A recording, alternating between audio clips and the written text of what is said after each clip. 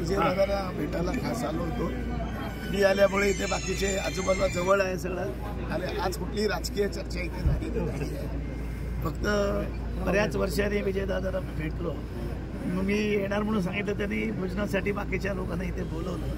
आज राजकीय कुठलीही चर्चा आम्ही इथे केली नाही.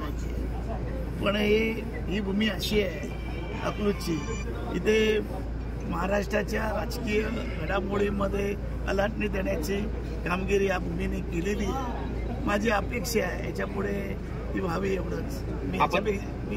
मी याच्यापेक्षा जास्त काही माड्याची जागा मागितलेली आहे ना. मागितली त्या दृष्टीने काही चर्चा नाही चर्चाच झाली. आज एवढी इंडिया आघाडीची मोठी सभा आहे, महाराष्ट्रातून रणशिंग फुंकलं जाणार आहे, ते सोडून आपण आला का त्याचे? नाही मला मान्य आहे, पण इंडिया आघाडीची जी मिटिंग आहे मी माननीय शरद पवार साहेबांना विचारून या ठिकाणी आलेली आहे. ती माझी अशी खाजगी बैठक आहे.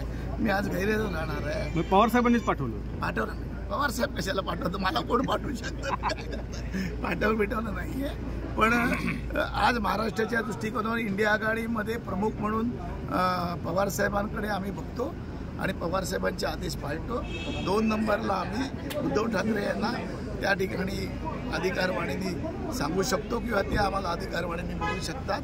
पण मला वाटतं की या ठिकाणी राजकारणामध्ये पुढल्या 10-15 दिवसामध्ये संपूर्ण मोठा बदल होईल एवढंच सांगतो. ओके.